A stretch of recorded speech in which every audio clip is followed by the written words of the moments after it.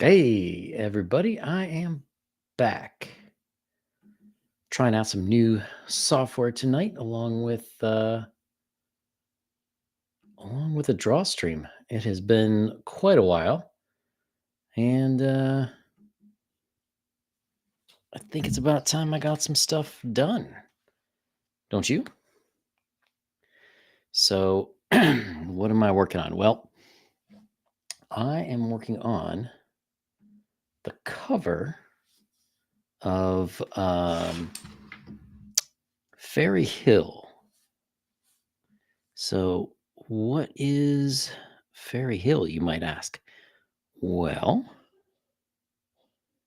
Faery Hill is the first adventure module that I am publishing that goes with the world of Empire of the Undying Sun. Now, what does that mean, you might ask? Very simply,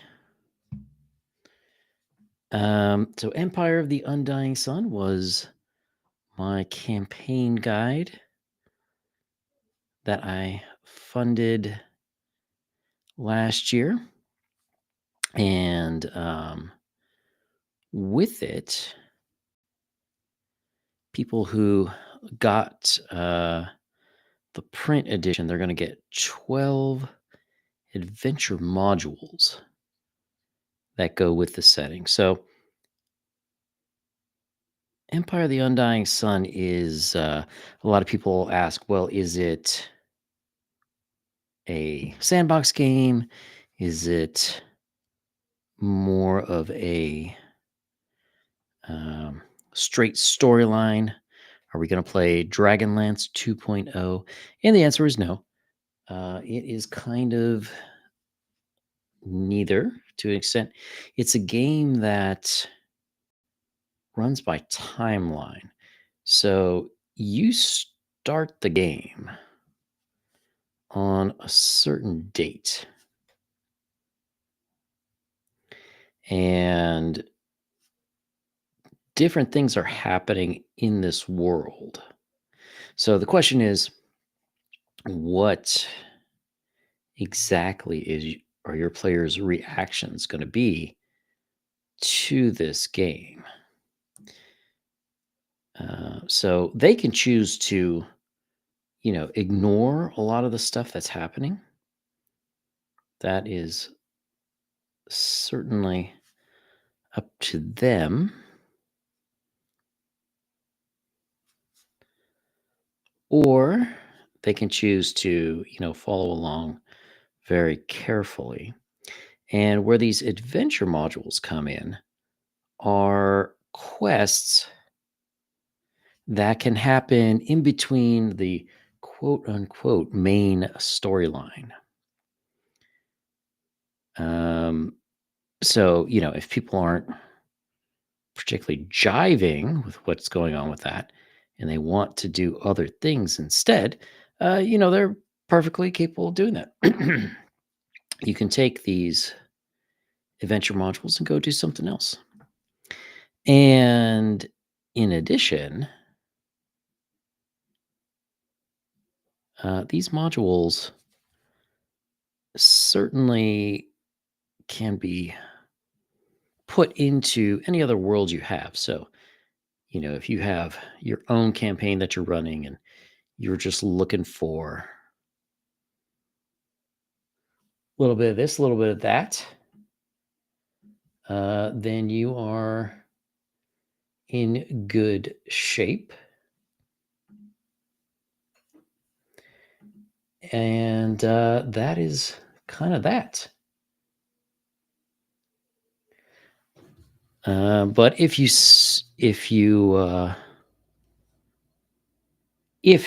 have the Empire of the Undying Sun campaign guide, well, all of these fit in sort of semi-canonical areas. So nothing in the adventure modules is necessarily canon. Uh, but you could make it canon should you want to.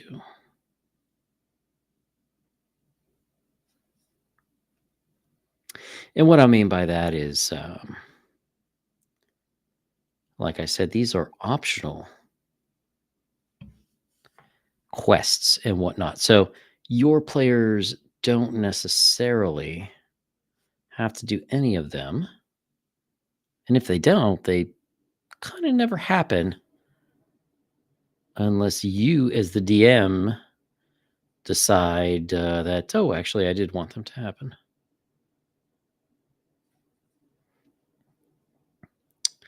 So, what am I working on here? Well, this is Faery Hill. And we got a little fairy down here. She's on a hill with a tree. And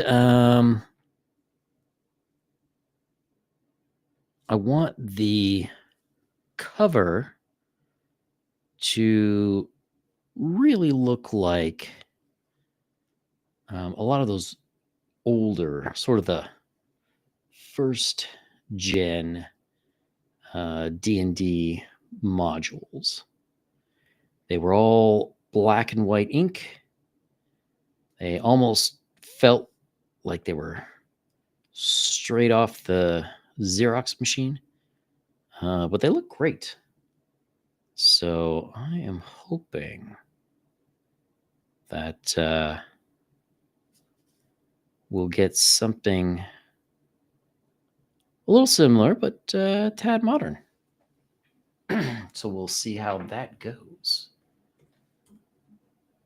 So, like I mentioned, I'm trying out some new streaming software here tonight. There was one that a lot of people used called StreamYard. And StreamYard kind of sucked. It did its job well enough, but the problem with it is that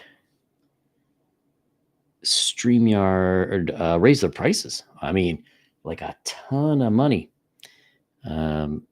What was like $20 a month is now something like $40 a month, or a little over, I think. I mean, which is just crazy. I just do not use it nearly enough to consider that worth the price. So unfortunately, I am missing my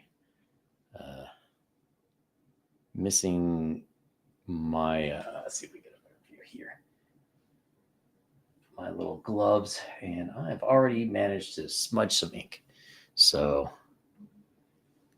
way to go, me. So it just means a little extra Photoshop work. Cleaning all of that up.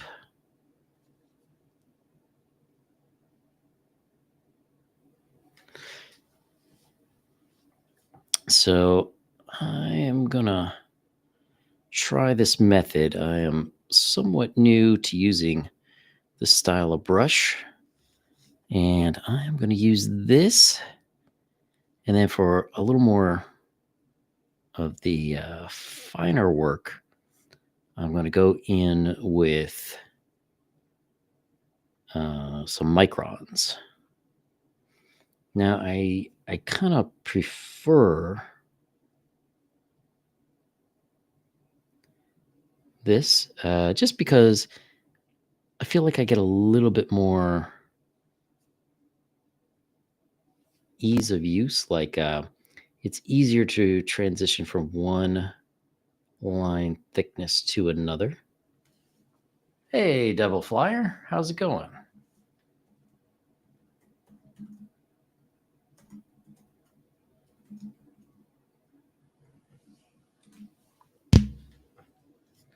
So, yeah, so that's kind of what I am attempting to do with this.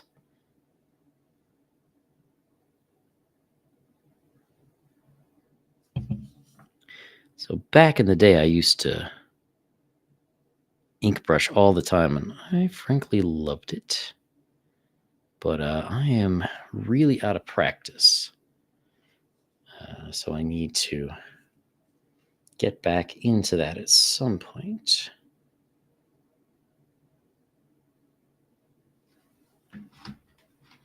Move this up a little so you can kind of see what I'm doing here.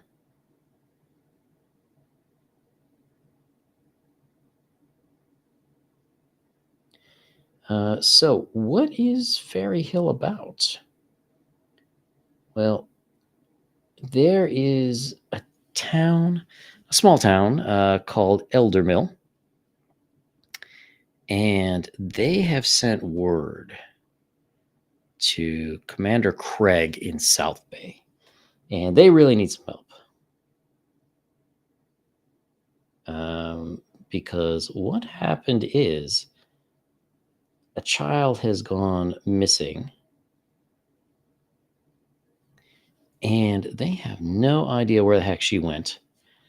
So they have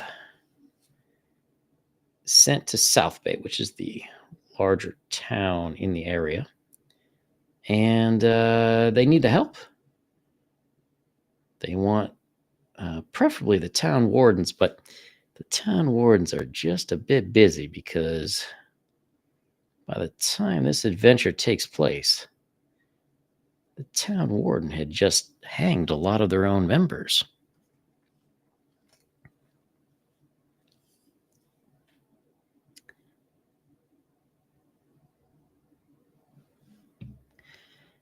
So, Commander Craig, knowing that you and your party are kind of hanging around doing a whole lot of nothing, he asks you to help him out with this. Now, I should point out, in the world of Empire of the Undying Sun, there are certainly legends of fairies. But finding a fairy somewhere? I mean, that's crazy talk. Who has seen a fairy? Well, it's like your drunk uncle who was in the woods with your cousin and kind of passed out asleep. Well, he might have seen a fairy. He may have, but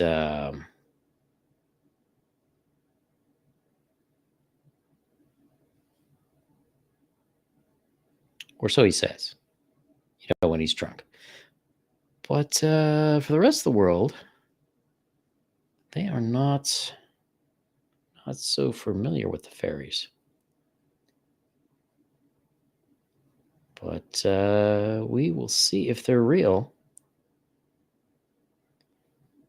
Anyone who's into fairy lore knows that they are often otherworldly.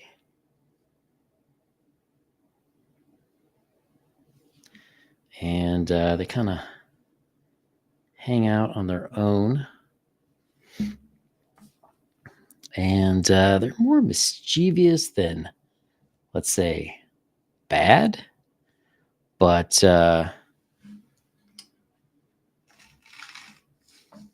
they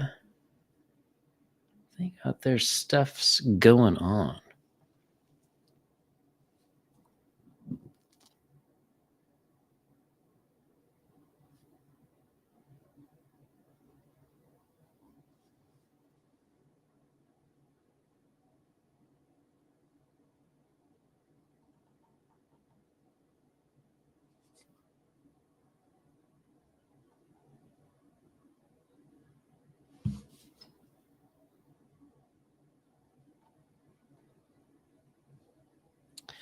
I just realized I should have prepared some music for this stream.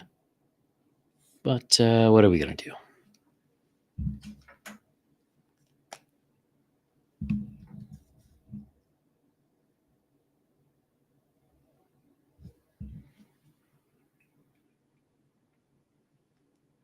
So I've got two of these Japanese ink brushes here. I think they're both Pentel. Not sure, actually. It's an interesting question. Um, but one I for sure have picked up this year.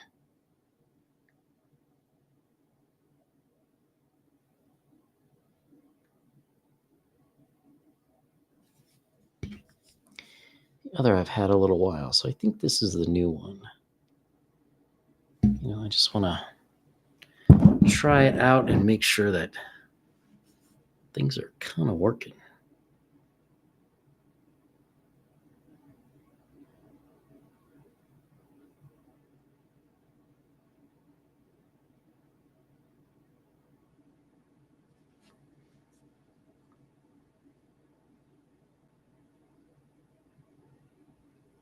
I don't know if I like this that well, though. It's really throwing down a lot of ink, which I feel is going to be a little bit hard to control. And I keep bumping my microphone, which is definitely not good.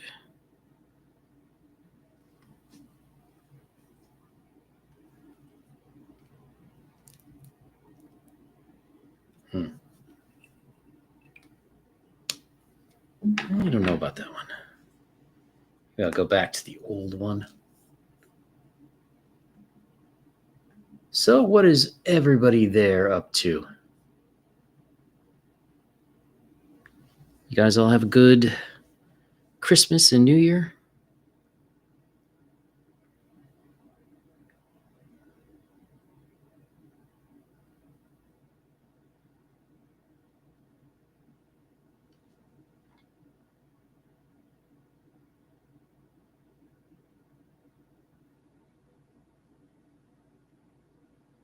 I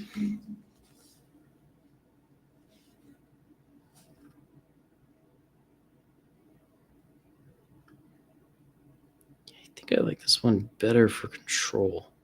Now, maybe that one is not so good because I just opened it up like 3 minutes before launching this stream. Ugh.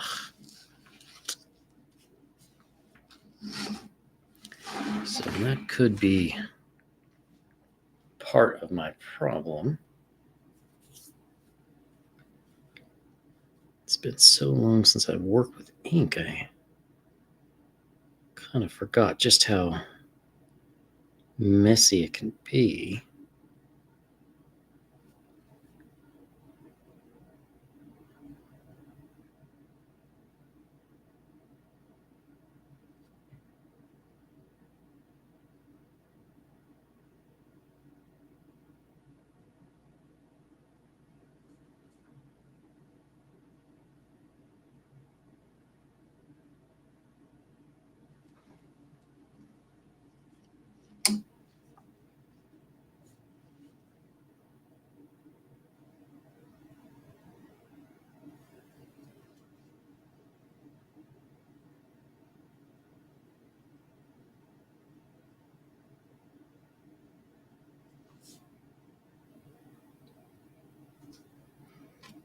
Your Christmas was going good so far, Cal? Is it not over? Are you Eastern Orthodox by any chance? Although even Orthodox should be over, right?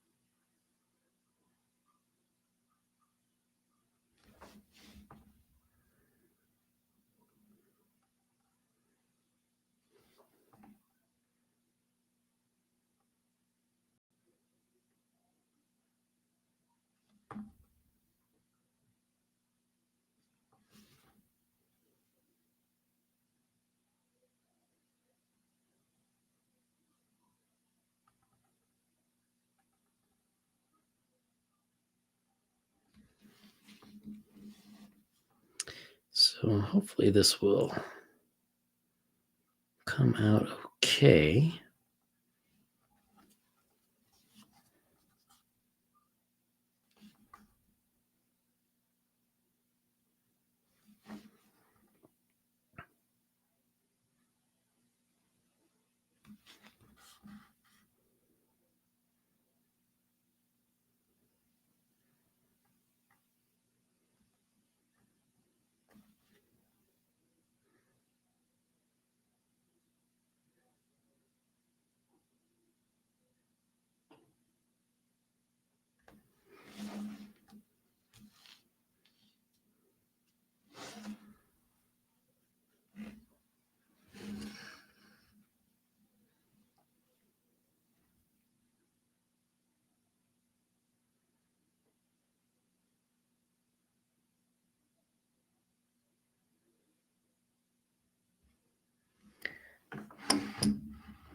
Ah, New Year's.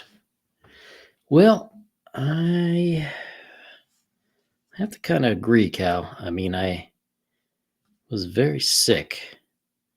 I actually meant to be done with this like a week or two ago.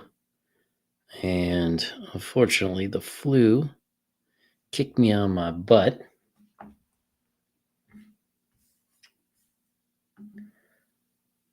Ah, it's like Christmas all year when you get hobby stuff ordered. What'd you order?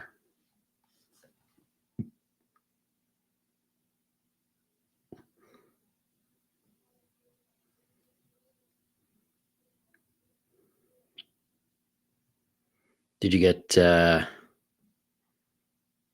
tabletop role playing game stuffs, dice?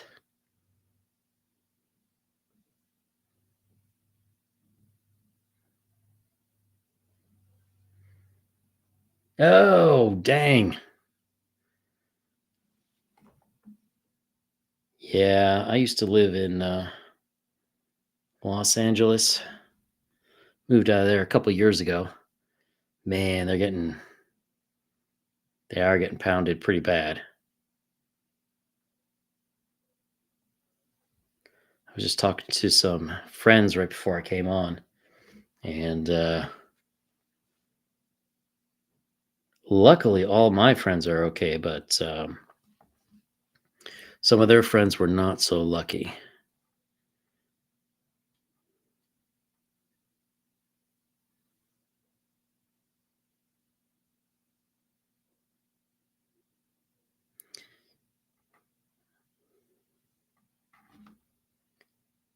Craziest thing about that whole fire to me is, it's not like people didn't know. Um, for years, it's been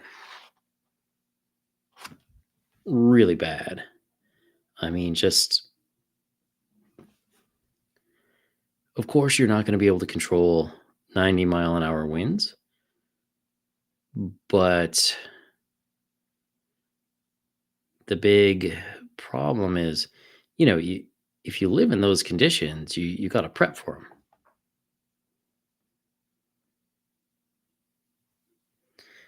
And I mean, you could see going hiking, and if you went up to like Angeles National Forest, you could see the remnants of fires from previous years and just what got torched so easily. And for whatever reason, government just didn't want to do it. There has been a lot of problems with the power companies where they have said, well, it's cheaper just to pay whatever fines. But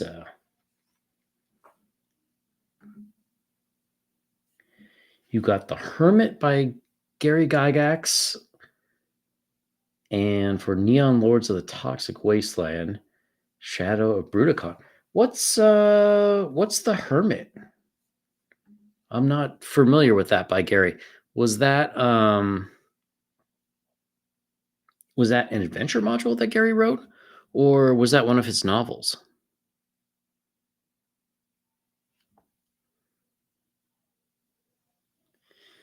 Um, if you haven't read it, I highly recommend the Gord the Rogue series. I mean, it's actually quite amusing and quite fantastic. And if you're into Patrick Rothfuss at all, you will read Gorg the Rogue and you'll be like, hey, wait a minute. I know this stuff from Name of the Wind.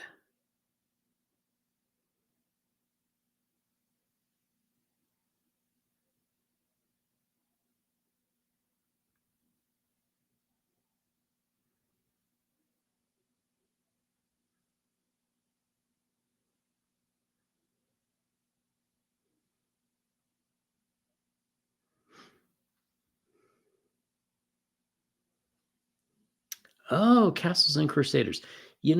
I have been meaning to check out Castles and Crusaders. Um, I mean, I guess I will announce it now, but so I had run the campaign for Empire of the Undying Sun, and it was for 5e. But I'm thinking about running a secondary campaign before I go to print for 1e version.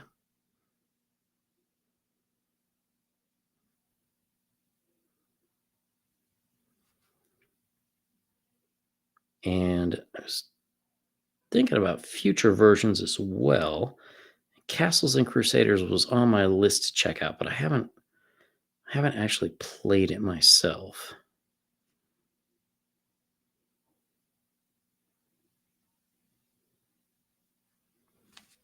What is it you like about Castles and Crusaders?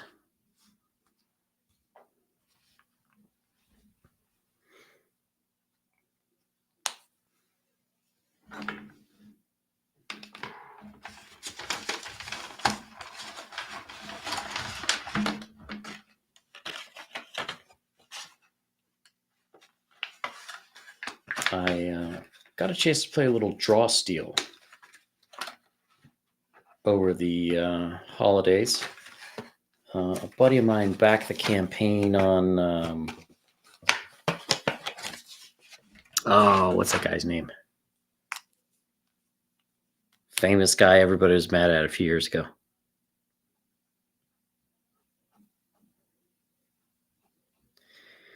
I'm sure his name will come to me.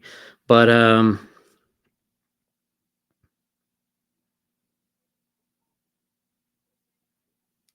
yeah, draw steel was interesting. I think I'm going to make a video about it. It does some really interesting things, like when you go into combat, if you say you're going to hit, like attack a creature, you hit the creature. And what you roll for is like the intensity at which you hit the creature. So there's basically no misses. Colville, thank you, Matt Colville. So I thought that was kind of interesting. I can't decide if I like it or not. But the game itself was actually pretty fun. I quite enjoyed it, but I was playing with a bunch of friends. So, anything you're playing with friends is going to be fun, right?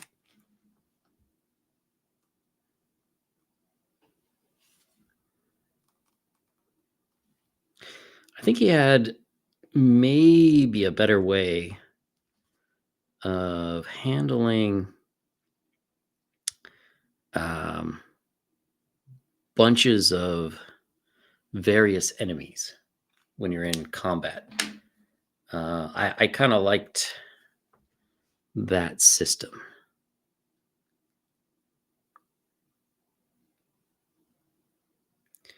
So there's kind of pass-through damage if somebody has minions. So like if I hit one,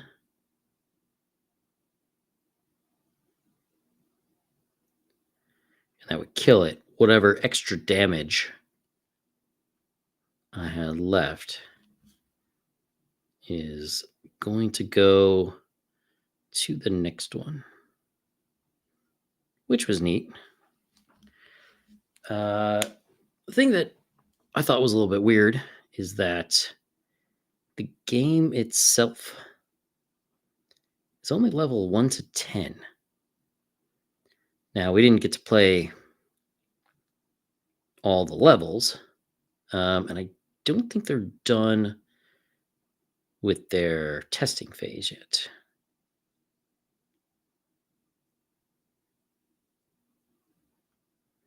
I think that they're still looking for more player feedback, but it was interesting. My buddy who was running it, he really did a lot with 5e,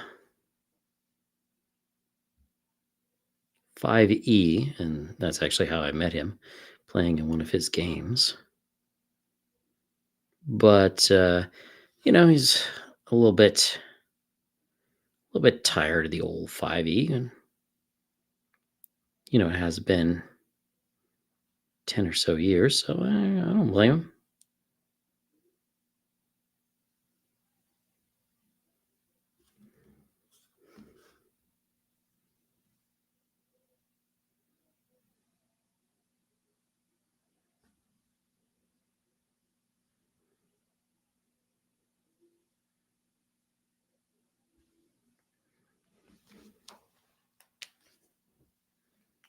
Yeah, it does sound very video gamey, right? That's one of the things about it, which some ways makes me say, I don't know.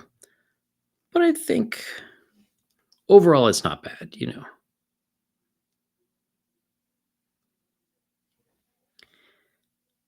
Some of the things that they had in there were actually nice. I was playing like a barbarian, and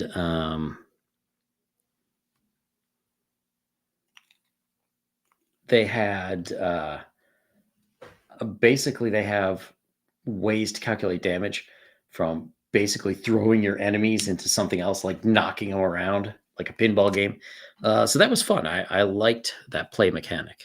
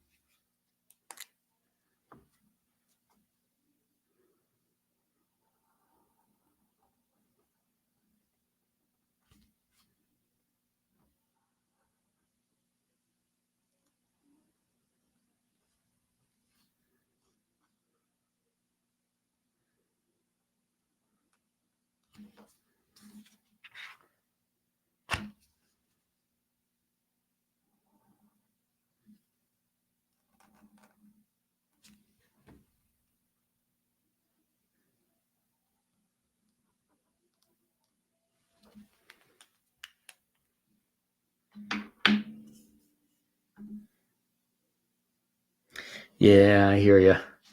There were some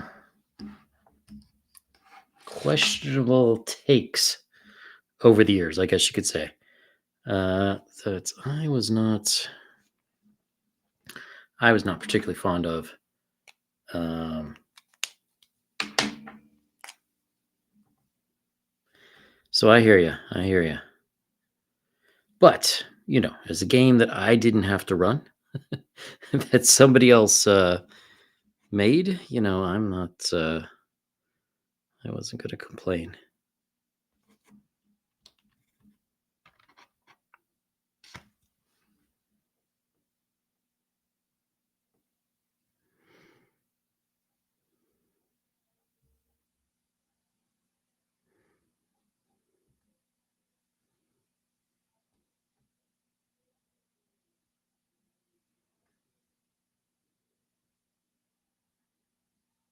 Oof, that's bad. I'll be cleaning that hand up in Photoshop later.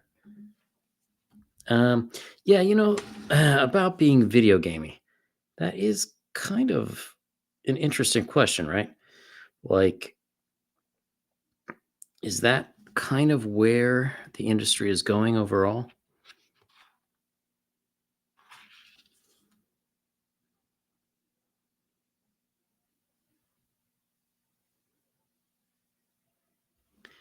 Because,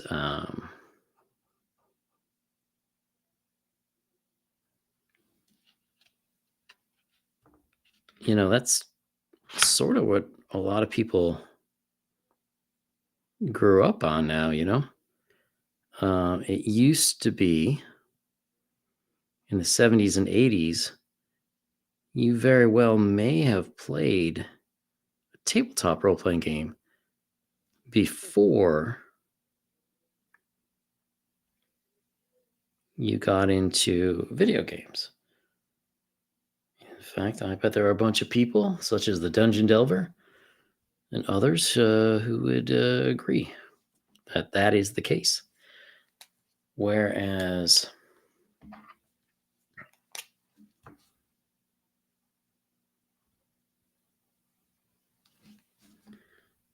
I think young people now, they're getting into video games far earlier than they would an actual tabletop role playing game.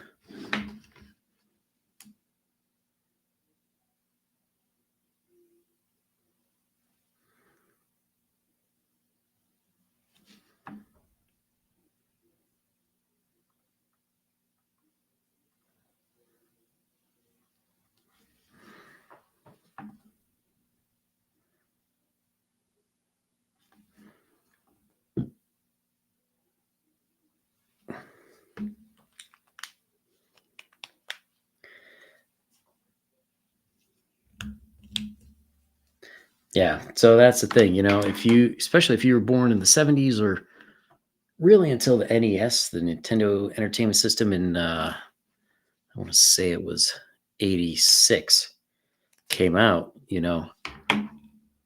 were probably playing board games, tabletop games, all that fun stuff long before you got into video games.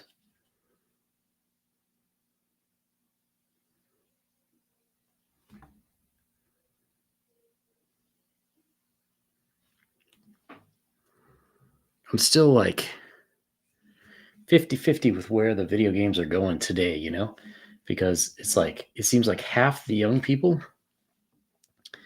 they don't actually play the games. They like to watch people play games, which I can kind of understand because even in the 80s, we did that.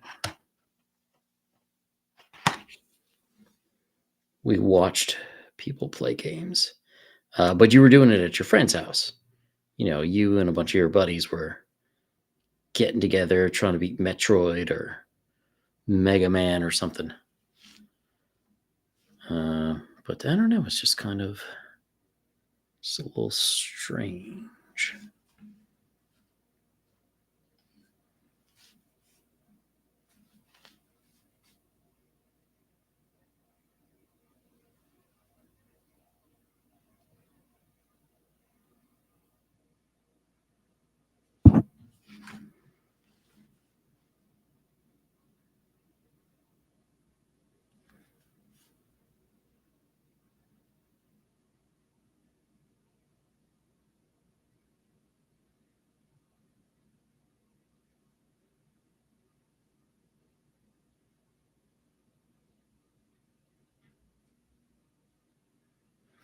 I don't know if I like this brush or not.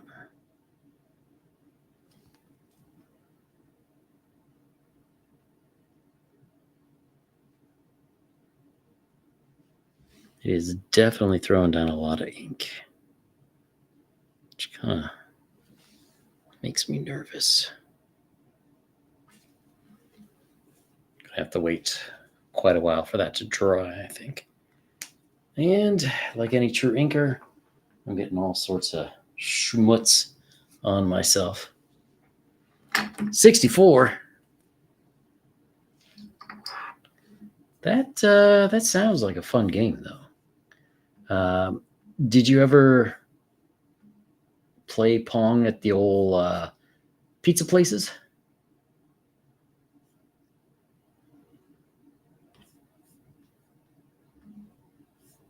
I mean, I was not born in 64, but I certainly enjoyed them in the 80s.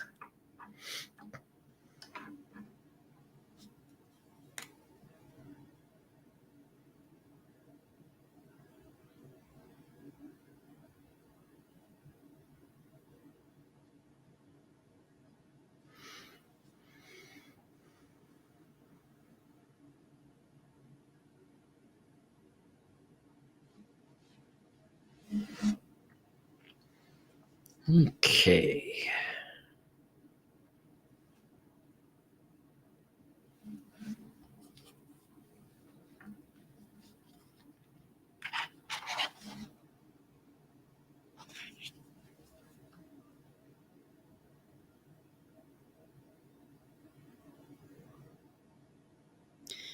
Yeah, I got to figure out kind of a better setup. I've got my light box here, got my sketch underneath, and then I'm coming in with the old inks here, and it's very bad for the camera. I would have thought it would have been better, but I guess not.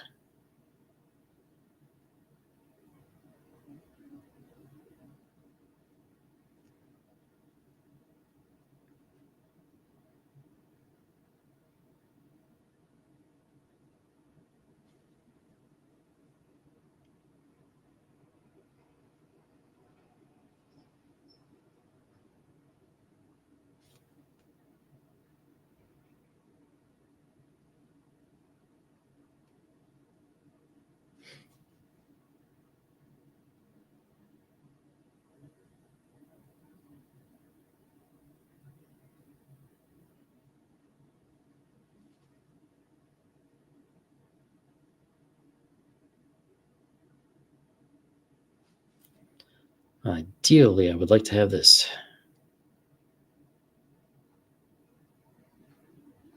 finished by tomorrow, because I need to get it to Photoshop, do just a little bit of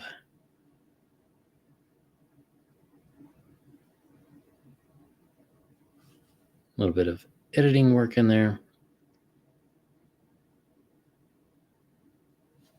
And I got to add the title.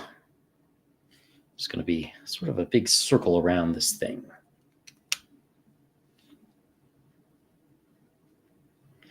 I know, right? I think kids these days are very deprived without pizza parlors. You haven't played those since way back. I mean, those were fun, you know?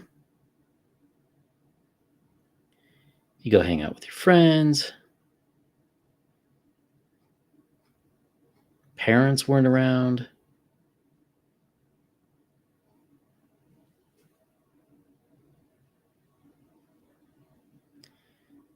My wife has some cousins over in Taiwan. Nice kids. But I kind of feel bad for them just in that, like, they never really get out on their own. Of course, they can't drive there at 16, so that's out of the question. But they're just I don't know. Kids over there these days are just kind of in a bit of a bind, you know? I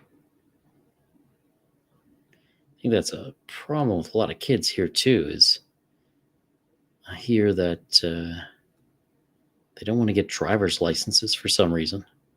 Like, why wouldn't you? That's how you get to meet girls.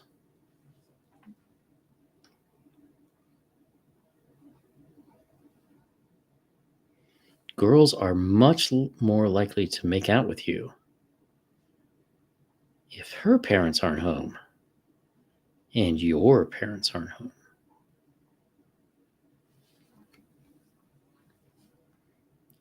Little tip from me to any teenagers who are watching.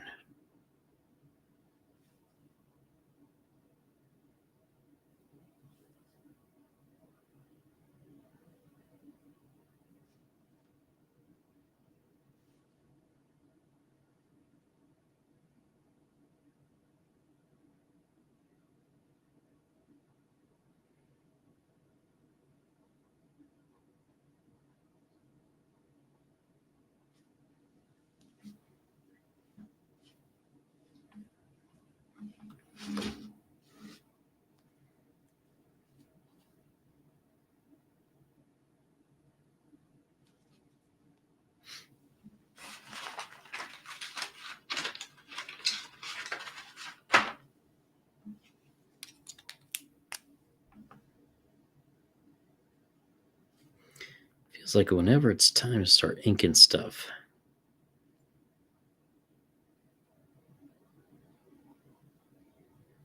I'm always missing certain size markers. I don't know why. Luckily, I have my .05s.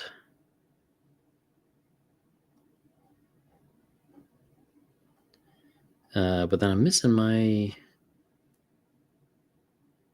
.1. It just sort of up and disappeared on me.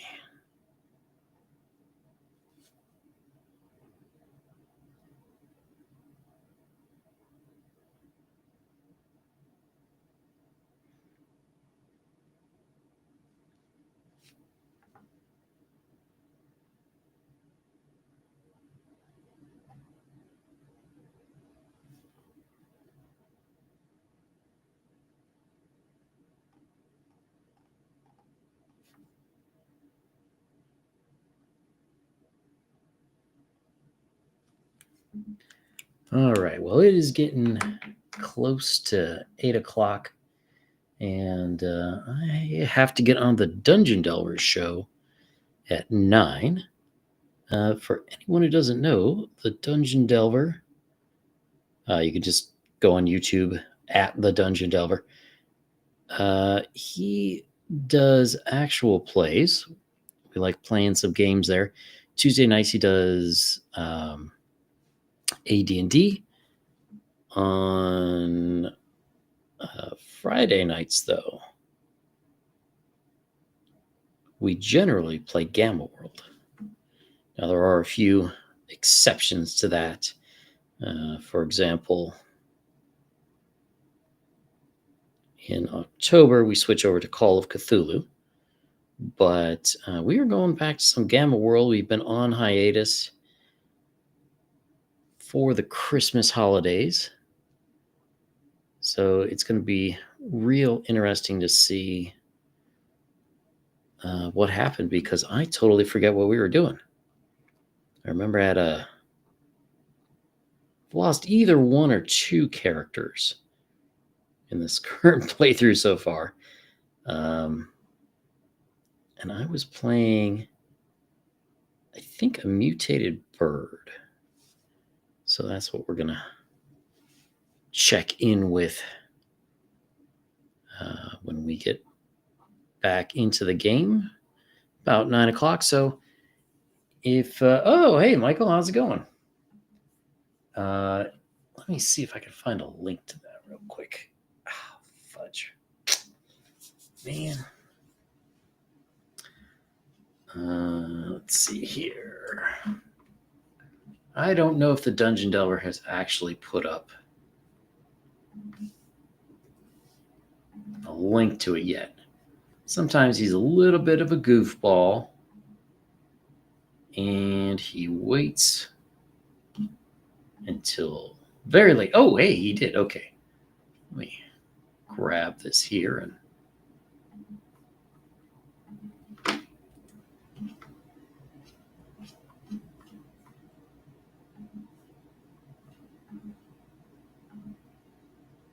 okay. So, yeah, for anyone who wants to check that out, I will be playing Sam, who is a bird. So yeah, everyone, thanks for coming out. Thanks for hanging out with me, and we'll do more. Michael, submarines and Karens. No, we sort of ended that game. Um, everyone except for probably Sane died, and nobody really wanted to roll new characters. Doomsword was kind of tired of probably. I did not want to play another clone of Rex Dashington, and um, the other two, they would have like. There's only so many times you can revive Bennett, but Karen died too. I think we got destroyed by blasts. I think it was. So it was awful. But we started a new one. We were in Albuquerque. Yeah, Albuquerque. And I remember I was started playing a guy who was 6 meters tall and had a ZE habit. He smoked the deadly plant. And that's about it, I think. Hey, Dr. Mask Retro Elixir. Sorry to say, I'm just about signing off. If I can figure out where the quit button is on this new software. Yeah, I think we're in some base thing. So let me see. That's safety. Oh, there's the button. Okay. So I will see you guys. I'll probably be doing a lot more draw streams as I need more art assets for Empire of the Undying Sun and the other stuffs that go with it, the adventure modules. So I will see you guys, see some of you probably in about an hour. And if not, I'll probably be doing this again next week. Later, guys.